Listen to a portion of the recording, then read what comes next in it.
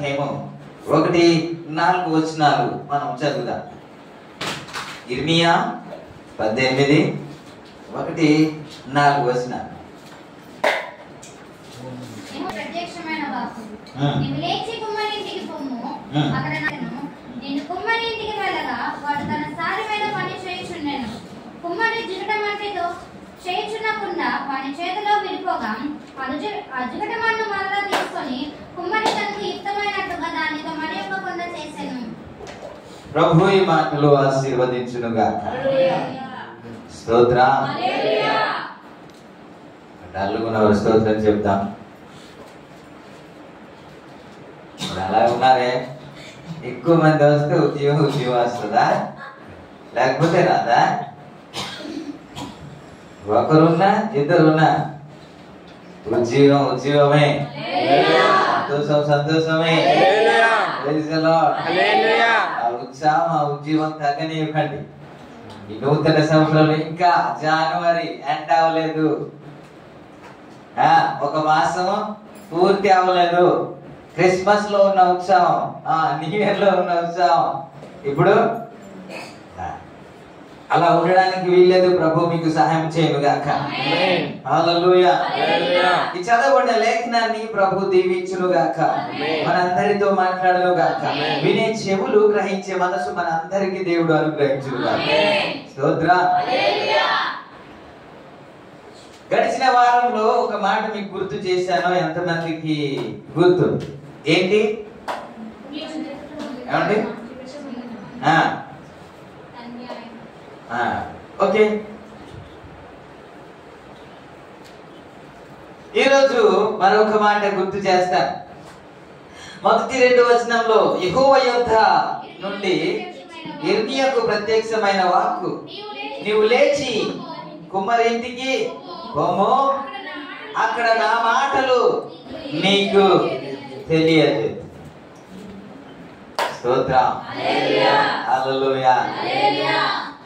గడిచిన వారంలో చెప్పిన మాట ఏంటంటే, మీరు నీతిగా జీవించిన, మీరు యథార్థంగా జీవించిన, మీరు ఆత్మీయంగా జీవించిన, సమస్య గుండా వెళ్తున్నారు అని అంటే దేవుడు మిమ్మల్ని సిద్ధపరుస్తున్నాడు అని, దేవుడు మీకు ఒక రూపాన్ని ఇస్తున్నాడని అర్థం అని కొన్ని మాటలు మీకు జ్ఞాపకం చేస్తాడు. అంటే ఈ ముద్దగా ఉన్న మన్నును ఒక రూపాన్ని కలుగజేస్తాడు, ఒక ఘనతకు పాత్రగా చేస్తున్నాడు అని గుర్తు చేశాను. అయితే ఇప్పుడు ఇర్మియాతో మాట్లాడుతున్న మాట ఏమిటి అని అంటే, నువ్వు కుమ్మరి ఇంటికి వెళ్ళు, నేను నీకు నువ్వు లేచి కుమ్మరి ఇంటికి పొమ్ము, అక్కడ నా మాటలు నీకు తెలియజేస్తాను. నేను గ్యాప్ ఎందుకు ఇస్తున్నానంటే మీరు చదివి చెబుతారేమో అని. మీకు బైబిల్ రిఫరెన్స్ కూడా చెప్పాను, చదివించాను. అయినా సరే గ్యాప్ ఇస్తే ఏమో అది తెలుగు భాష మాకు రాదు అన్నట్టు. ఎక్కడికి వెళ్ళాలంట? కుమ్మరి ఇంటికి వెళ్తే దేవుడు అక్కడ మాట్లాడతాడంట. ఇప్పుడు మనం ఒక మాట అనుకుందాం, దేవుడు ఎక్కడైనా ఉంటాడు కదండి. ఏమండి? దేవుడు ఎక్కడైనా ఉంటాడు, ఆయన సర్వాంతర్యామి కదా. కాబట్టి దేవుడు ఎక్కడైనా మాట్లాడతాడు కదా. మాట్లాడతాడా లేదా? మీరు మాట్లాడండి. ఆయన మాట్లాడతారు, మీరు కూడా మాట్లాడతారు. దేవుడు ఎక్కడైనా మాట్లాడతాడా లేదా? అంటే ఎక్కడైనా మాట్లాడతాడు. మరి ఇర్మియాతో చెబుతున్న మాట ఏమిటి? నేను నీకు ఒక మాట చెప్పాలి రా అని అంటే బాగుంది కదా. నీకు ఒక మాట చెప్పాలి, నువ్వు అక్కడికి వెళ్ళు అన్నాడు కదా. ఎక్కడికి వెళ్ళాలి? కుమ్మరి ఇంటికి వెళ్తే నేను మాట్లాడతాను అన్నాడు. మరి దేవుడు ఎక్కడైనా మాట్లాడితే మరి అక్కడ మాట్లాడాలి కదా. మరి అక్కడికి వెళ్తేనే మాట్లాడతాను నీకు సెలవిస్తానన్న మాట ఎందుకు? ఇది కూడా ఆలోచించాలి కదా. కాబట్టి దేవుడు ఎక్కడ పడితే అక్కడ మాట్లాడు. ఆయన మాట్లాడవలసిన స్థలం ఒకటి ఉంది, అక్కడే దేవుడు మాట్లాడతాడు. దేవుడు ఒకవేళ మాట్లాడితే ఎలా మాట్లాడతాడంటే ఒక పరిస్థితిని బట్టి దేవుడు మాట్లాడతాడు. ఒక పరిస్థితిని తీసుకొచ్చి దేవుడు మాట్లాడతాడు. ఒక నష్టం ద్వారా దేవుడు మాట్లాడతాడు. అనారోగ్యం ద్వారా దేవుడు మాట్లాడతాడు. అపజయం ద్వారా దేవుడు మాట్లాడుతుంటాడు. కానీ మనుషులు కొంతమంది అర్థం చేసుకోరు. సపోజ్ మీకు జ్ఞాపకం చేస్తాను, యెహోషువ కాలంలో అద్భుతంగా విజయాన్ని సాధిస్తూ వచ్చారు. ఎరుకో పట్టణాన్ని జయించేశారు. ఎరుకో పట్టణాన్ని జయించిన తర్వాత చిన్న పట్టణమైన హాయి పట్టణానికి, అది పెద్ద ఎక్కువ మంది లేరండి, 3000 మంది వెళ్తే సరిపోతుంది కాబట్టి 3000 మంది వెళ్తాం అని 3000 మంది వెళ్తే అక్కడ వారి చేత తరమబడి 36 చచ్చిపోయారంట. ఎంతమంది అండి? 36 వారు హతమార్చారు. హతమార్చిన తర్వాత యుద్ధములో అపజయాలు అనేది, జయము అపజయం అనేది, ఓడిపోవడాలు గెలవడం అనేది సహజమే కదా. కాబట్టి యెహోషువ ఏమనుకోవాలి, ఈ రోజు 36 మంది చనిపోయారు కాబట్టి తక్కువ మంది వెళ్ళారు కాబట్టి ఇలా జరిగింది, ఈసారి అలా కాదు 1,00,000 మంది అయినా మనం వెళ్తే ఇప్పుడు జయించవచ్చు అని ప్లాన్ చేస్తే సరిపోద్ది కదా. ఆయన చేసింది ఏంటంటే ఉదయం నుంచి సాయంత్రం వరకు దేవుని సన్నిధిలో కూర్చునిపోయాడంట, ప్రార్థన చేస్తున్నాడంట. ఇది ఎందుకు జరిగింది, ఈ నష్టం ఎందుకు జరిగింది, ఇంతమంది ఎందుకు చనిపోయారు అని దాని గురించి ప్రభు సన్నిధిలో ప్రార్థన చేశాడని కదా ఉంది. అలాగే కదా ఉంది. అలాగే ప్రార్థన చేశాడంట. అప్పుడు దేవుడు ఒక పరిష్కార మార్గాన్ని చూపించాడు. అది ఎందుకు అలా జరిగింది అని చూపించాడు. అది జరిగిన తర్వాత అది ఎందుకు జరిగింది, ఇప్పుడు ఎలా చేస్తే మీరు జయాన్ని పొందుతారు అని దేవుడు చెప్పిన తర్వాత యెహోషువ ఆ విధంగా చేసి ఆ తర్వాత యుద్ధానికి వెళ్తే జయాన్ని పొందుకున్నాడు. మనం ఎందుకు వచ్చింది అని ఏసారి ఎప్పుడైనా సరే ఆలోచించము. ఈ నష్టం ఎందుకు వచ్చింది, ఈ అనారోగ్యం ఎందుకు వచ్చింది, ఈ అపజయం ఎందుకు వచ్చింది, తరచుగా ఎందుకు కుటుంబంలో సమాధానం లేకపోతుంది అని దాని గురించి మనము ఆలోచించము. దాని ద్వారా దేవుడు మాట్లాడతాడు.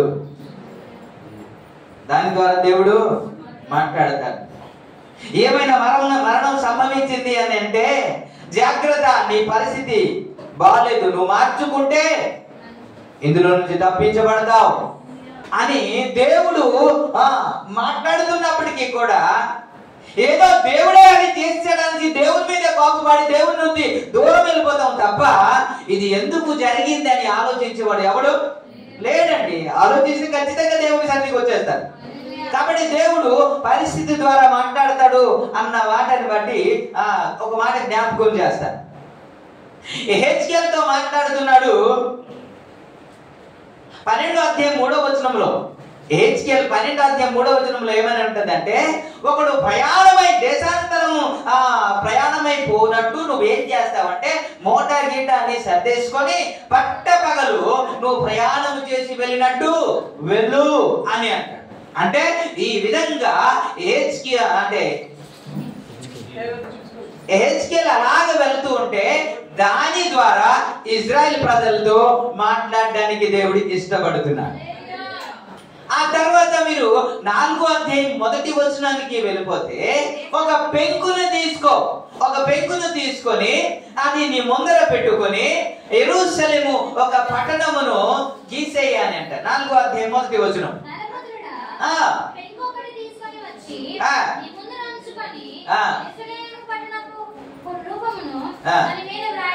ఓకే, ఇదేంటి మరలా 5వ అధ్యాయము 1వ వచనంలో మాట్లాడతారు. మరియు నరపుత్రుడా నీ తలను నీ గడ్డమును శైలము చేసుకొని ఆ త్రాసు తీసుకొని ఆ వెంట్రుకలను తూచి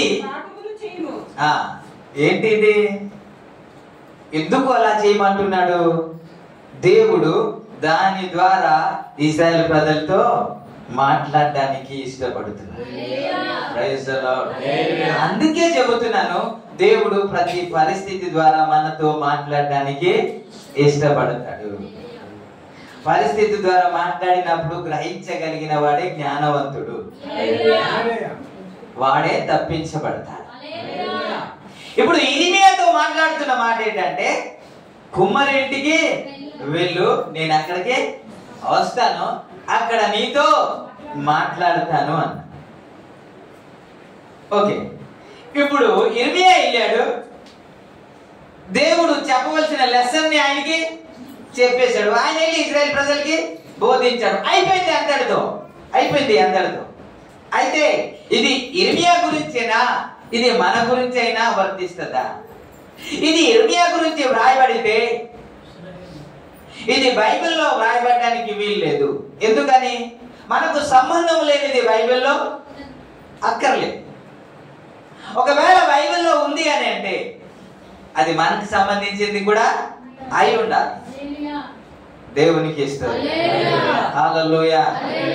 ఓకే, ఇప్పుడు దేవుడు నీతో నాతో మాట్లాడాలంటే ఎక్కడికి వెళ్ళాలి? ఏమంటే కుమ్మరి ఇంటికి. లాస్ట్ వీక్ చెప్పిన మాటల్లో నేను ఉన్నాను, మీరు జాగ్రత్తగా గమనిస్తే మీకు అర్థం అవుతుంది. ఓకేనా? ఇప్పుడు కుమ్మరి ఇల్లు ఎక్కడ? ఇప్పుడు ఇర్మియా కుమ్మరి ఇంటికి వెళ్ళినట్టు మనం కూడా కుమ్మరి మీదకి వెళ్ళాలా?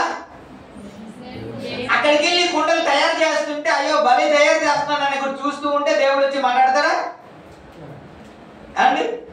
మరి ఇర్మియా చేసింది అదే కదండి.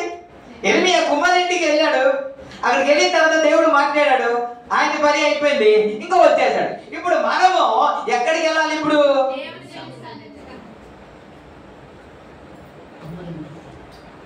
ఓకే, మీరు బాగానే జవాబు చెప్పారు, దాన్ని విడివిడిగా చెప్పడానికి ప్రయత్నం. లాస్ట్ వీక్ చెప్పాను, పోనీ దేవుని ఇల్లు ఏది? దేవుని ఇల్లు ఏది? పరలోకం అండి.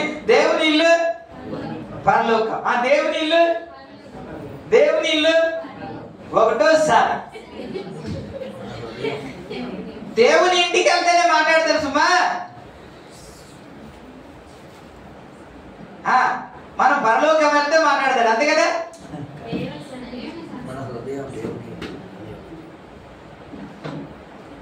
దేవుని ఇల్లు ఎందుకు అన్నానంటే, అసలు కుమ్మరి ఎవరు?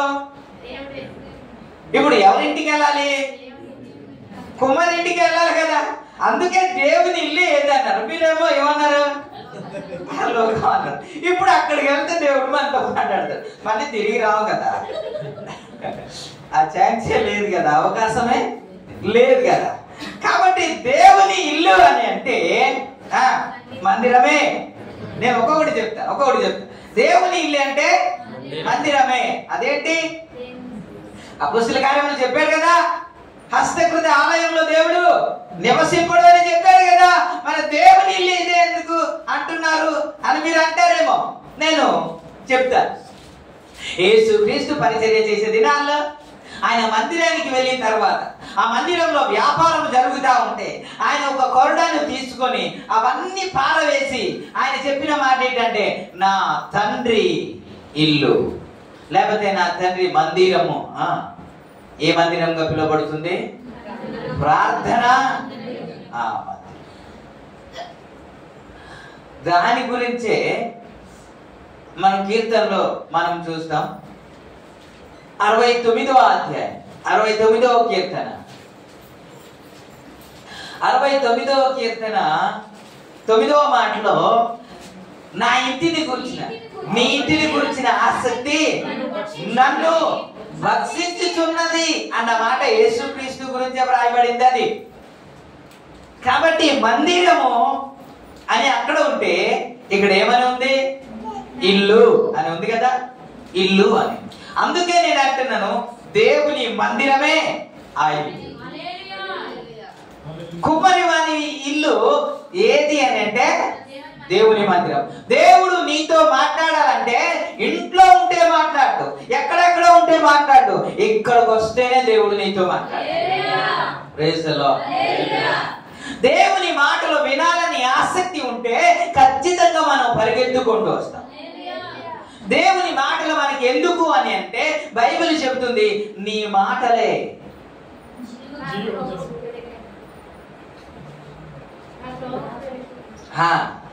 నీ వాక్యము నా పాదములకు దీపము, నా త్రోవకు. నీ మాటలు నన్ను బ్రతికించును అన్నమాట. శోధనలో, సమస్యలో నాకు నెమ్మదిని కలుగజేసింది అంట. ఏది? దేవుని మాటలు. మరి ఆ మాటలు ఎక్కడికి వస్తాయి? దేవుని సన్నిధిలో ఉంటాయి. నిన్ను ఆదరించే మాటలు, నిన్ను బలపరిచే మాటలు, నిన్ను ధైర్యపరిచే మాటలు, నిన్ను ఆశీర్వదించే మాటలు ఎక్కడికి వస్తాయంటే ఇక్కడే, దేవుని సన్నిధిలోనే. మరి ఇక్కడే దేవుడు మాట్లాడితే, ఇక్కడికి వచ్చే నీతోనే మాట్లాడితే మరి ఇక్కడికే రావాలి కదా. చాలా మంది రావట్లేదు. ప్రభు నామానికి మహిమ కలుగును. ఇంకా చెబుతా, ఇప్పుడు సమస్య గుండా వెళ్తూ ఉంటే మనలను దేవుడు రూపుదిద్దుతున్నాడు అని కదా మాట్లాడుకున్నాము. ఇప్పుడు ఆయన మార్చే స్థలం ఏది? మట్టి పక్కన ఉంటే అది ఒక రూపం రాదు కదా, అది సారి పైకి వెళ్ళాలి కదా. ఎక్కడికి వెళ్ళాలి? సారి పైకి వెళ్తేనే దేవుడు ఒక రూపాన్ని కలుగజేస్తాడని గడిచిన వారంలో మనం మాట్లాడుకుంటే, ఇప్పుడు మన జీవితాన్ని ఒక రూపాన్ని కలుగజేసింది ఏంటో తెలుసా? దేవుని మాటలే, దేవుని వాక్యమే. దేవుని వాక్యమే మన బ్రతుకులను మారుస్తుంది, మన జీవితాలను మార్చుతుంది. మన ప్రవర్తన మార్చేది ఏమిటి అని అంటే దేవుని వాక్యమే. హల్లెలూయా. కాబట్టి మన పరిస్థితిని మార్చే వాక్కు ఎక్కడుందో, మన జీవితాల్లో మార్చే ఆ వాక్యం ఎక్కడ లభిస్తుందో అక్కడ పరిగెత్తుకుంటూ ఖచ్చితంగా రావాలి. ఇక్కడికి వస్తేనే మన బ్రతుకులు మారిపోతాయి. హల్లెలూయా. ఈ ముద్దగున్న ఈ మట్టి ఎలాగైతే సారె మీదకి వెళ్ళగానే దాని రూపాన్ని మార్చబడుతుందో, దేవుని సన్నిధికి మనము రాగలిగితే మన రూపాన్ని కూడా దేవుడు మార్చబోతున్నాడు. Praise the lord. పనికి మాలిన వాటి అన్నిటిని పక్కన పెట్టి, ఇష్టం లేని అన్నిటిని పక్కన పెట్టి ఒక మంచి రూపాన్ని నీకు దేవుడు ఇవ్వాలి అని అంటే ఇక్కడికే రావాలి. Praise the lord. వాక్యము ద్వారా మాత్రమే నీ జీవితం, నా జీవితము సరి చేయబడుతుంది. హల్లెలూయా. బైబిల్ చెబుతుంది దేవుడు వాక్కు చేత ఆకాశమును కలుగజేశాడని. 33వ కీర్తన 6వ చరణంలో మనం చూస్తాం. దేని ద్వారా ఆయన ఆకాశమును కలుగజేశాడు అని అంటే యెహోవా వాక్కు చేత ఆకాశమును. దేని చేతండి? దేని చేతండి? మనమంట ఆది కాండంలో నిరాకారముగాను శూన్యముగాను ఉన్న ఆ ఆకారం లేని ఆ సృష్టిని, ఒక ఆకారాన్ని కలుగజేసింది దేవుని వాక్కు మాత్రమే. దేవునికి స్తోత్రం. అందుకే మనం పాడుతూ ఉన్నాం ఏంటంటే, నిరాకారమైన నా జీవితమునకు రూపమునిచ్చెను అని పాడతాం. ఆకారమే లేని జీవితంలో ఒక ఆకారం రావాలన్నా, ఒక రూపం రావాలన్నా, విలువే లేని మన పట్ల విలువే లేని నా జీవితం ఎవరి చేతిలో? ఇంకా అది ఎంతో విలువైనదిగా మారిపోయిందంట. దేవునికి స్తోత్రం. అక్కడికి వస్తే మారిపోద్ది, మరి ఇక్కడికి వస్తే మారిపోద్ది. దేవునికి స్తోత్రం. చాలా మంది అనుకుంటాం, పోయిన వారం వెళ్ళాం కదా, లక్షవారం వెళ్ళాం కదా, శుక్రవారం వెళ్ళాం కదా, సరిపోదా అనుకుంటారు. నువ్వు ప్రతిరోజు రాగలిగితే దేవుడు ప్రతిరోజు నీకు చెక్కుతూ ఉంటాడు. ఇలా పాడతాం మళ్ళీ.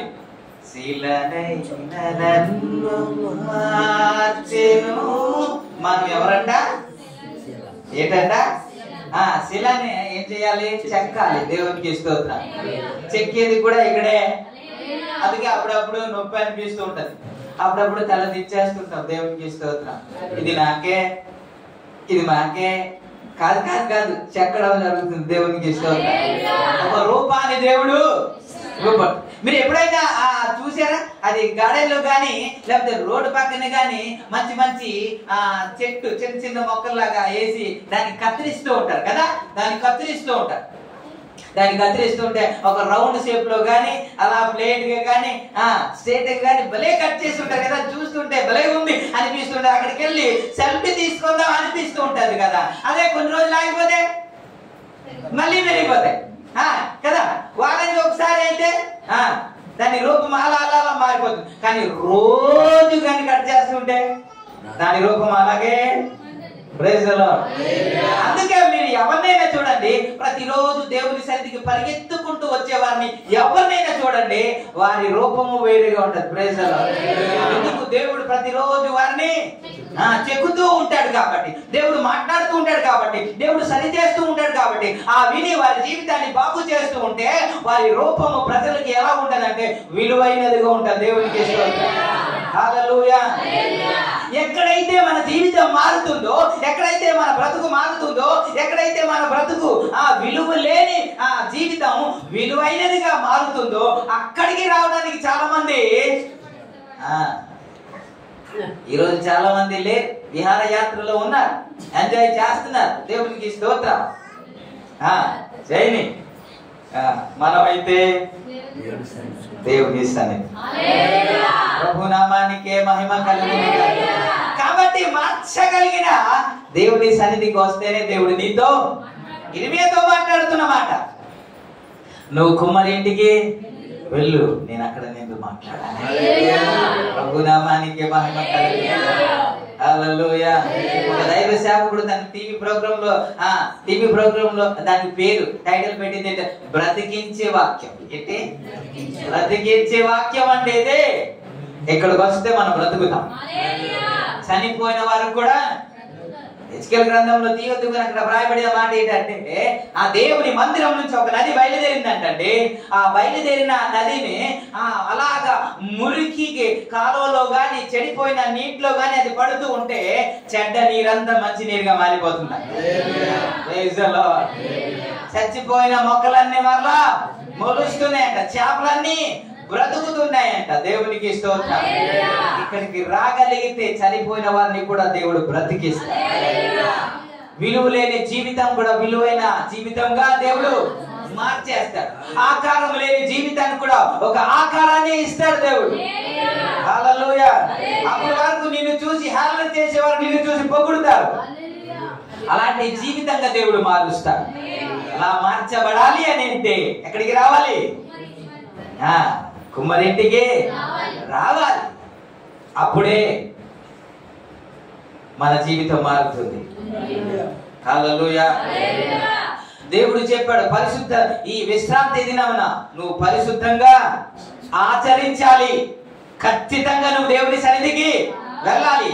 6 దినాలు నువ్వు కష్టపడి సంపాదించు, కానీ 7వ దినాన దేవుని సన్నిధికి ఖచ్చితంగా వెళ్ళాలని దేవుడు నియమం పెట్టాడు కదా. కానీ చాలా మంది మానేస్తున్నారు. అపోస్తుల జీవితంలో మనము ఇది పాత నిబంధనలు అండి, ఇప్పుడు కొత్త నిబంధన అలాంటి లేదు అనుకుంటారేమో. కాదు. అపోస్తులు కూడా ప్రతిరోజు ఇంటింట కూడుకొనుచు అన్న మాట ఉంటది. యేసు ప్రభు వారు కూడా సమాజ మందిరములో తరచుగా వెళ్ళి దేవుని వాక్యాన్ని చదువునట్లు మనము చూస్తాం కదండి. అందుకే హెబ్రీ రాసిన పత్రిక 10వ అధ్యాయం 24వ వచనంలో రాయబడిన మాట, కొందరు మానుకొనుచున్నట్టు సమాజముగా కూడుట మానక ఒకరినొకడు హెచ్చరించుచు ఆ దినము సమీపించుట మీరు చూసిన కొలది మరి ఎక్కువగా అలాగు చేయుచు ప్రేమ చూపుటకును సత్కార్యము చేయుటకును ఒకరినొకడు పురికొల్పించుకుందామన్న. Praise the Lord. హల్లెలూయా. చాలా మంది చాలా విధాలుగా మానేస్తా ఉన్నారు. ఏమిటి? సహవాసము, సమాజంగా కూడుట, దేవుని సన్నిధికి రావడం అనేది మానేస్తున్నారు. మీరు ఒకసారి గమనించండి, ఇక్కడే జీవితాలు మార్చబడుతుంటే, ఒకవేళ ఇక్కడికి రాకుండా మనం ఆగుతున్నాము అని అంటే మన జీవితం మార్చబడదు. దేవునికి స్తోత్రం. ఒక రూపము రాదు. ఒక రూపములోనికి నువ్వు వచ్చేస్తావని చెప్పేసి వాడు ఆటంకపరుస్తున్నారు నీకు. నువ్వు దేవుని పోలికలో మలచబడతావని వాడు ఆటంకపరుస్తున్నాడు, నీకు ఆపేస్తున్నాడు. మీరు అనుకుంటాడు ఈ పని ఉంది ఆ పని ఉంది అందుకే రాలేకపోయి అనుకుంటున్నారు, కానీ కాదు. ఈ పని ఆ పని నీ మీద ఒత్తిడి చేసి దేవుని సన్నిధికి రాకుండా చేస్తున్నాడు. ఇక్కడికి వస్తే దేవుని స్వరూపంలో నువ్వు మార్చబడతావు. దేవునికి స్తోత్రం.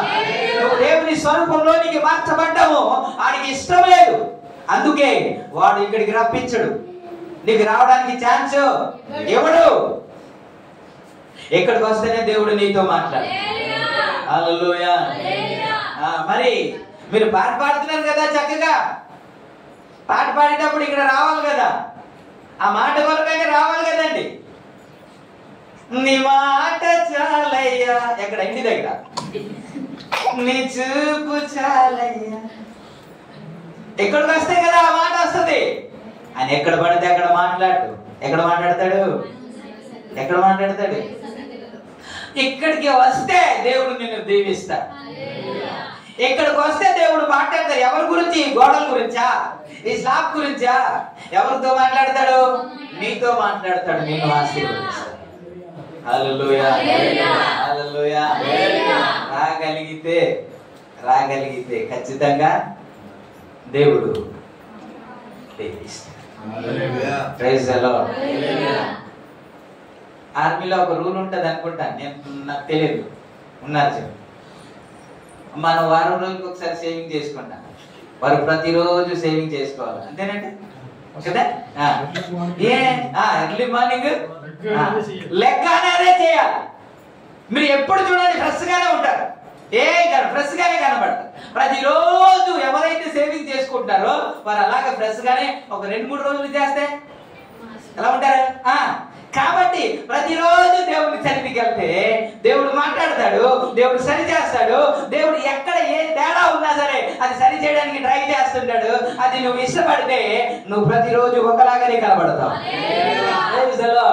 నీ రూపం మారిపోవడానికి వీల్లేదు, నీ రూపం తగ్గిపోదు, నీ ఆకారం తగ్గిపోదు, ఒకలాగానే ఎప్పుడు నువ్వు కనబడుతుంటావు. మళ్ళా ప్రభువా పడిపోయిన నాయన, ప్రభువా దిగజారిపోయిన, ఈ ప్రార్థన ఇంకా ఉండదు. ఇంకా ఒక ఆయన అన్నాడు, ఎవడో కనిపెట్టాడో తెలియదు కానీ ఈ 2 పదాలు సారీ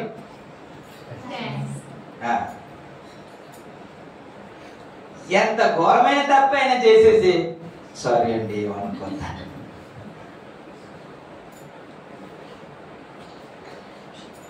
అంటే దేవుని సన్నిధికి రాలేదంటే ఏటి కోల్పోయాం అనేది మనకు అర్థం కావట్లేదు. చిన్న సారీతో మనకు సరిపెట్టేస్తున్నాం.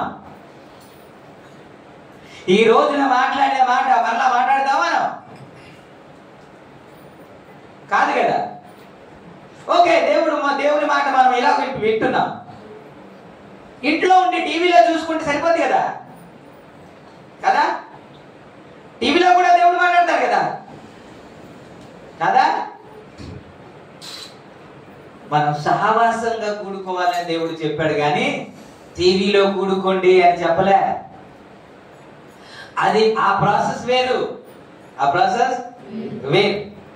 అయితే టీవీలో వాక్యం వినకూడదని ఉద్దేశం కాదు నాది, వినాలి. కానీ ఎప్పుడు దాని సమయం కూడా వేరే ఉంటది కదా. చర్చికి వెళ్ళే సమయంలోనే మన వీడియో లేకపోతే సెల్లో వీడియో చూసుకొని నేను చర్చికి వెళ్ళిపోయానని ఫీల్ అయితే అయిద్దా? మనం సహవాసంగానే కూడుకోవాలి. Praise the Lord. ఇక్కడ అనుభవం వేరు, నువ్వు టీవీలో కూర్చొని వింటే దాని అనుభవం వేరు. కాబట్టి దేవుని సన్నిధికి రండి, ప్రభు మీకు మాట్లాడతాడు, మీ బ్రతుకులను. సరే, ఇంకో ఇల్లు మనం చూస్తాం.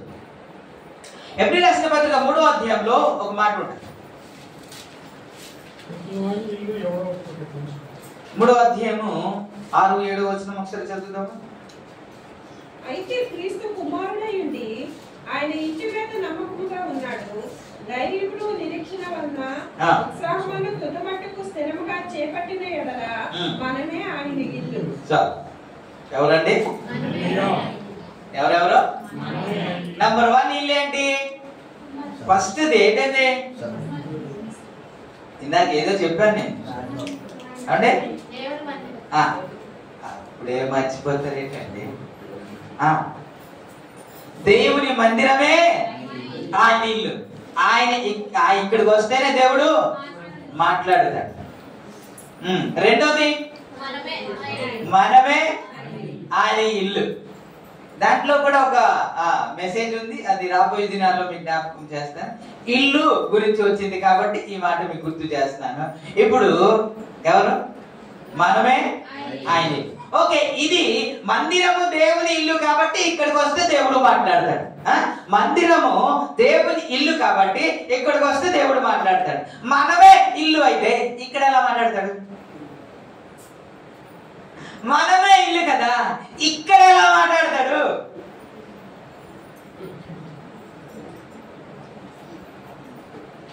స్తోత్రం, హల్లెలూయా. సారీ ప్రభు వారు ఇలాగన మత్తయి సువార్త 6వ అధ్యాయము 6వ వచనంలో, మీరు ప్రార్థన చేసినప్పుడు లోపల గదిలోనికి వెళ్ళిపోయి తలుపులన్నీ వేసుకొని చదవండి. ప్రార్థన చేయనప్పుడు నీ గదిలోనికి వెళ్ళి తలుపు వేసి రహస్యమందున నీ తండ్రికి ప్రార్థన చేయవు. అప్పుడు రహస్యమందు చూచి నీ తండ్రి నీకు ప్రతిఫలం ఇచ్చును. ఓకే, ప్రార్థన చేసినప్పుడు ఏం చేయాలంట? ఏం చేయాలి? ఎవరైనా సరే గదిలోనికి వెళ్ళి తలుపు వేసుకుని ప్రార్థన చేస్తారు కదండి. అది ప్రత్యేకంగా చెప్పాలా? గది తీసి తలుపు తీసి నేను ప్రార్థన చేస్తాను రండి చూడండి అన్నట్టు ఎవడైనా చేస్తాడా? కాదు కదా, తలుపు వేసుకునే చేస్తారు. మరి యేసు ప్రభు చెప్పిన మాట అదేనా? ఆ తలుపు వేయమన్నాడా? ఆ గదిలోనికి వెళ్ళి తలుపు వేయమని చెప్పాడా? అదేనా? మనం గదిలోనికి వెళ్ళి తలుపు వేసి ప్రార్థన చేస్తాం కానీ హృదయం మాత్రం తెరవబడి ఉంటది. ఎక్కడెక్కడ ఏదేదో చేసి అవన్నీ గుర్తొస్తుంటాయి ఈ ప్రార్థనలోనే. రేపు ఏం చేయాలో అవన్నీ గుర్తొస్తుంటాయి ఈ ప్రార్థనలోనే. ఇప్పుడు ఈ ప్రార్థన అయిన తర్వాత ఎక్కడికి వెళ్ళాలి అవన్నీ ఈ ప్రార్థనలోనే. ప్రార్థన చేస్తూ ఉంటాం, ఇటేమో అసలు దేనికి మనం తాళం వేయాలి, దేనికి డోర్ వేయాలి? ఇవన్నిటికీ ఆలోచన అన్నిటికీ మనము తలుపు వేసాలి. ఇప్పుడు గదిలోనికి వచ్చేస్తే నిన్ను కలుసుకునే స్థలం ఏది తెలుసా? నిన్ను కలుసుకునే స్థలం ఏదో తెలుసా? నీ దగ్గరికి వచ్చి నీతో మాట్లాడే స్థలం ఏదో తెలుసా? నీ ప్రార్థన గది. దేవునికి స్తోత్రం. ప్రార్థన అంటే ఏంటి? ఒకరినొకరు మాట్లాడుకోవడమే. మనం వన్ సైడే మాట్లాడతాం. దేవుడు మాట్లాడతాడని ఆలకించాలి కదా, మనం వెయిట్ చేయాలి కదా. కాబట్టి ప్రార్థన అంటేనే ఒకరినొకరు మాట్లాడుకోవడం. నిన్ను కలుసుకునేది ఎక్కడ అంటే ప్రార్థన గదిలోనే కలుసుకుంటారు. Praise the lord. ప్రార్థన గదిలోనికి వెళ్ళే అలవాటు ఉన్నవారు మామూలు వ్యక్తిగా ఉండరు. దేవునికి ఇష్టం. హల్లెలూయా. ఇప్పుడు నేను జ్ఞాపకం చేస్తాను, ప్రార్థన అనుభవం లేకుండా నువ్వు ఏ పరిచర్య చేసినా ఫలవంతంగా ఉండదు. నువ్వు ప్రార్థన చేస్తున్నావో లేదో నీ మాటల్లోనే తెలిసిపోద్ది, నీ ప్రవర్తనలోనే తెలుస్తుంది. నీ ప్రార్థన చేస్తుంటావు అప్పుడప్పుడు అక్కడ తెలుస్తుంటది నువ్వు ఎంత ప్రార్థన పరుడు, ప్రతిదీ తెలిసిపోద్ది. హల్లెలూయా. కాబట్టి ప్రార్థన అనుభవం లేకుండా, ప్రార్థన జీవితం లేకుండా మనం ఏ పరిచర్య, బలమైన పరిచర్య జరిగించలేము. కాబట్టి మనం ప్రభు సన్నిధికి వెళ్ళాలి, ప్రార్థన గది అనుభవం ఉండాలి. నేను లక్ష్వరం కూడా చెప్పాను, ఇదే అంశం వేరు, ఈ అంశం వేరు, కానీ ఇదే చెబుతున్నాను. దేవునికి స్తోత్రం. దేవుడు నీ దగ్గరికి వచ్చి కలుసుకొని నీతో మాట్లాడిన ఆ మాట్లాడే స్థలం ఏది అని అంటే నీ ప్రార్థన గదే కదండి. మనమే ఆయన ఇల్లు. ఇప్పుడు ఇర్మియాతో మాట్లాడుతున్న మాట ఏంటంటే, నువ్వు కుమ్మరి వారి ఇంటికి వెళ్ళు, నేను అక్కడ మాట్లాడతాను. నీకు మాట చెప్పాలి అని అంటే ఎక్కడికి వెళ్ళాలి? ప్రార్థన గదికి వెళ్ళాలి. ఇవన్నిటికీ తాళం వేసి, ఈ అన్నిటికీ డోర్ వేసి, నువ్వు ఎవరి స్వరం వినాలి, ఆయన స్వరం వినడానికి ఇవన్నీ తలుపు వేయగలిగితే దేవుడు నీతో మాట్లాడడానికి హల్లెలూయా హల్లెలూయా హల్లెలూయా. ప్రార్థన గదిలోనికి వెళ్ళిన వారు బయటికి వచ్చినప్పుడు వారు నార్మల్ పీపుల్ గా రారు, ఆర్డినరీ పీపుల్ గా రారు. వారు ప్రార్థన చేసి బయటికి వచ్చినప్పుడు ఒక బలమైన ప్రార్థన పరులుగా వస్తారు, ఒక బలమైన వ్యక్తులుగా వస్తారు. వారు మాట్లాడితే అద్భుతాలు జరుగుతుంది, వారు ప్రార్థన చేస్తే అద్భుతాలు జరుగుతుంది. వారి ఎదుటదే ఏ శక్తి నిలవజాలదు. దేవునికి స్తోత్రం. హల్లెలూయా. ఈ ప్రార్థన అనుభవం ఉంటే, దేవునితో మాట్లాడే అనుభవం ఉంటే నీ బ్రతుకే మారిపోతుంది. అందుకే బైబిల్ చెప్తుంది ప్రార్థన చేసేవారు పాపము చేయరు, పాపము చేసేవారు ప్రార్థన చేయలేరు. కాబట్టి మన ప్రార్థన గదికి వెళ్ళిపోతే మన మనస్సు మారిపోతాయి, మన ప్రవర్తన మారిపోతాయి, మన ఆలోచనలు మారిపోతాయి. మనము ఆయనతో కలిసిపోతాము, ఆయన అలవాటు మనకి వచ్చేసాయి. 40 రోజులు ఉపవాస ప్రార్థన చేసినప్పుడు మోసేకు దేవుని స్వరూపం వచ్చిందంట. ఆయన ఎలాగైతే ఆ వెలుగులో ఉన్నాడో ఆ వెలుగు, ఆ మహిమ మోసే మీదికి కొంత వస్తే ఆయన నడుచుకుంటూ వస్తా ఉంటే మనుషులందరూ ఆయన చూడలేకపోయారంట. ఎప్పుడు కొంతసేపు ప్రభుతో గడిపిన తర్వాత, కొంతసేపు ప్రభుతో గడిపిన తర్వాత ఆ మహిమ ఇతని మీదకి కూడా వచ్చింది.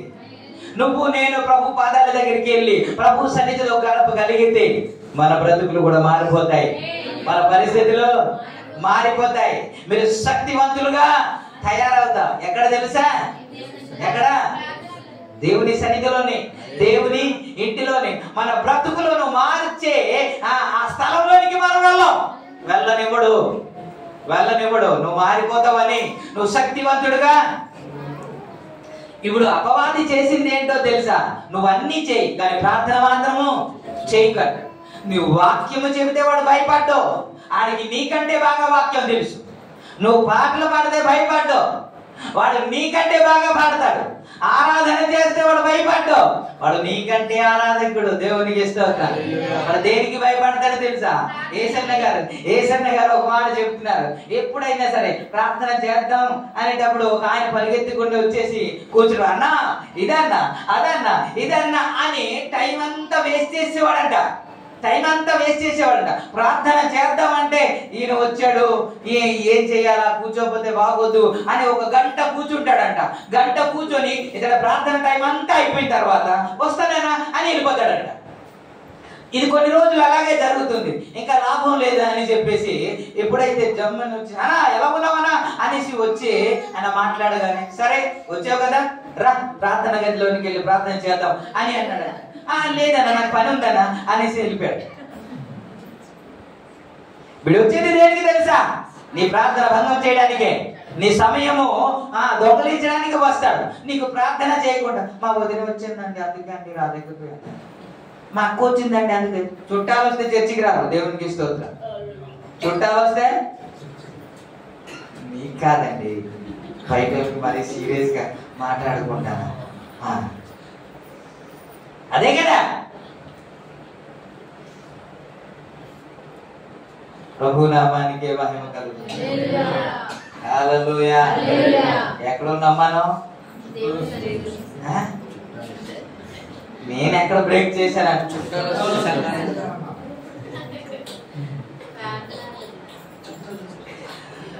ప్రార్థన. కాబట్టి మన బ్రతుకు ఎక్కడ మారుతుంది? మనం ఎక్కడ చెక్కబడతాం? మనం ఎక్కడ తయారవుతాం? మన రూపం ఎక్కడ మార్చబడుతుంది? ప్రార్థన గదిలోనే కదా, దేవుని ఇంటిలోనే కదా, అక్కడే కదా కుమ్మరి చెక్కుతాడు. మరి అక్కడికి రాకుండా మీరు ఎన్ని చేసినా సరే మీ రూపం అయితే మారదు, మీ రూపము మారదు, మీ బ్రతుకు మారదు, మీ పరిస్థితి మారదు. దీని గురించి చిన్న మాట మీకు జ్ఞాపకం చేయనా? దీనికి ఉదాహరణగా మీకు జ్ఞాపకం చేసిన. మోసే 40 సంవత్సరాలు ఎక్కడ ఉన్నాడు? మొదటి 40 సంవత్సరాలు ఐగుప్తు దేశంలో ఉన్నాడు. ఎన్ని సంవత్సరాలు అండి? మొదటి 40 సంవత్సరాలు ఐగుప్తు దేశంలో ఉంటే, ఐగుప్తు దేశంలో ఉండేటప్పుడు రాజు ఎలా ఉన్నాడు అలాగే హుందాగా ఉన్నాడు కదండి. ఐగుప్తులో ఉన్న సకల విద్యలన్నీ అభ్యసించాడు కదా. నెక్స్ట్ రాజు ఇతనే అన్నట్టు ఉన్నాడు కదా. రాజుకు తగ్గట్టుగా ఐగుప్తుకు తగ్గట్టుగా, ఐగుప్తు ప్రజలకు తగ్గట్టుగా మోసే ఉన్నాడు. అక్కడ అయిన తర్వాత ఇంకో 40 సంవత్సరాలు యాజకుడైన ఇత్రో దగ్గరికి వచ్చేసాడంట. అతడు యాజకుడు. అతడు చూసిన తర్వాత పెద్ద కుమార్తెను తనకు వివాహము చేశాడు. కొంతవరకు తనతో సహవాసం చేస్తే యాజకుడైన ఇత్రో గొర్రెల కాపరి. ఇతడు కూడా ఏమయ్యాడు? ఇతడు కూడా గొర్రెలు కాపరి. తెలీదా? 40 సంవత్సరాలు ఏం చేశాడు? గొర్రెలు కాస్తూ తిరిగాడు. అక్కడ ఐగుప్తులో ఏం చేశాడు? రాజు ఇంట్లోనే రాజులాగా, రాజు కుమార్లాగా, హోందాగా, ఐగుప్తు దేశానికి తగినట్టు నెక్స్ట్ ఇతడే రాజు అన్నట్టు ఐగుప్తులో ఉన్నాడు. అక్కడ నుండి వచ్చేసి ఇప్పుడు గొర్రెలు కాస్తున్న ఇతర దగ్గర చేరాడు. అక్కడేమో ఇప్పుడు గొర్రెల కాపుల వాళ్ళు 40 సంవత్సరాలు కొండలు వెంబడి, గొర్రెలు వెంబడి తిరుగుతూ ఉంటాడు. దేవునికి ఇష్టం. హల్లెలూయా. ఇంకో 40 సంవత్సరాలు దగ్గరికి వచ్చాడు. ఇంకో 40 సంవత్సరాలు యేసయ్యని కలుసుకున్నాడు. యేసయ్య దగ్గరికి వచ్చాడు. పొదలో మండుచున్న పొదలో దర్శనం ఇచ్చిన తర్వాత ఇప్పుడు గొర్రెల మందలన్నీ విడిచిపెట్టేశాడు. ఇప్పుడు దేవుని సన్నిధికి వచ్చేసాడు, దేవుని దగ్గరికి వచ్చేసాడు. దేవునికి స్తోత్రం. ఇప్పుడు అప్పుడు శక్తి ఉంది, బలం ఉంది, విద్య ఉంది, అన్నీ ఉన్నాయి. కానీ ఏమైనా ఆయుధాలు ఉంటేనే ఏదైనా చేయగలిగాడు. ఇప్పుడు ఏమీ లేదు, ఉట్టి చేతులతో వెళ్తున్నాడు. కానీ ఎవరితో మాట్లాడుతుంటే దడపడుతుంది. దేవునికి స్తోత్రం.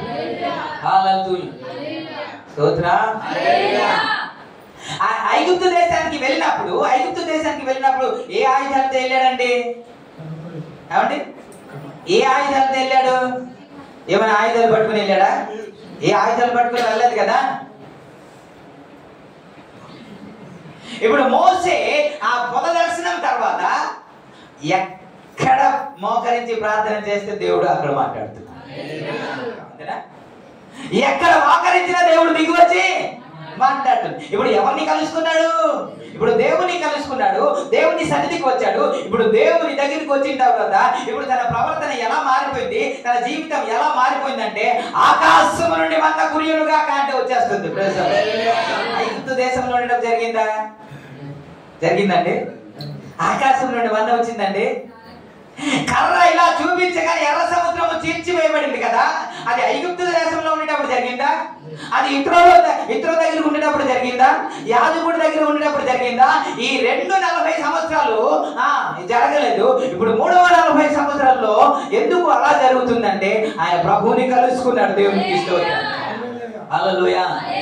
ఐగుప్తులో ఉన్న మోసే, ఇతర దగ్గర ఉన్న మోసే, కానీ అదే మోసే యేసయ్య దగ్గరికి వచ్చేసాడు. దేవుని ఇంటికి వచ్చేసాడు. దేవునితో కలుసుకున్నాడు. దేవునితో సహవాసం పెంచుకున్నాడు. తన ప్రవర్తన మారిపోయింది, తన మాటలు మారిపోయింది, తన శక్తి మారిపోయింది, తన జీవితమే మారిపోయింది. ఇప్పుడు అనేక మంది, లక్షలాది మందికి విమోచించే ఒక నాయకుడిగా మిగిలిపోయాడు. స్తోత్రం. హల్లెలూయా. హల్లెలూయా. దేవుడే చెప్పిన మాట, మీలో ఎవరైనా ప్రవక్తలు ఉంటే వారితో నేను కళ్ళ ద్వారా గాని దర్శనం ద్వారా గాని మాట్లాడతాను, గాని మోసేతో నేను ముఖాముఖిగా. హల్లెలూయా. అలాంటి వ్యక్తి ఇంకా పుట్టలేదు అని దేవుడు చెప్పాడు. హల్లెలూయా. మరి ఇలాగా మోసే మార్చబడ్డానికి కారణం ఏంటి? ఇలా చెక్కబడ్డానికి కారణం ఏంటి? ఇలా శక్తివంతంగా మారడానికి కారణం ఏంటి? ఇలా పవర్ఫుల్ గా ఇతడి కంటే ఇంకెవడో లేడు అని దేవుడే సాక్ష్యం ఇచ్చినట్టు తన బ్రతుకు మారడానికి కారణం ఏంటి? ఎక్కడికి వచ్చాడు? కుమ్మరింటికి వచ్చాడు. ఎక్కడికి వచ్చాడు? కుమ్మరింటికి వచ్చేసాడు. తన జీవితమే ఇక్కడికి రాకుండా నా జీవితం మారిపోవాలి అని మీరు ఎన్ని ప్రయత్నాలు చేసినా మారదు అని అంటారు కదా. ఆయన గురించి నా జ్ఞాపకాలను అని పాడతాం కదా. ఆయన మారడు. కానీ ఇక్కడికి రాకపోతే మీ జీవితం కూడా మన జీవితం మార్చబడాలన్నా ఎక్కడికి రావాలి? అందుకే దేవుడు ఏర్పాటు చేశాడు. ఇర్మియాతో మాట్లాడుతున్నమాట, నువ్వు కుమ్మరి ఇంటికి వెళ్ళు, నేను నీతో మాట్లాడాలి. రాబోయే 2 వారాల్లో అద్భుతమైన సందేశాన్ని ఇస్తాను. రాబోయే 2 వారాల్లో అద్భుతమైన సందేశాన్ని ఇస్తాను. అందరినీ తీసుకొని రండి. మీ బ్రతుకులను ప్రభు మార్చునుగా. ఒక మంచి రూపాన్ని దేవుడు అనుగ్రహించునుగా. విలువైన రూపం దేవుడు మీకు అనుగ్రహించునుగా. మీ కుటుంబంలో మేలు కలుగునట్టు దేవుడు చేయునుగా. ప్రభు ఈ మాట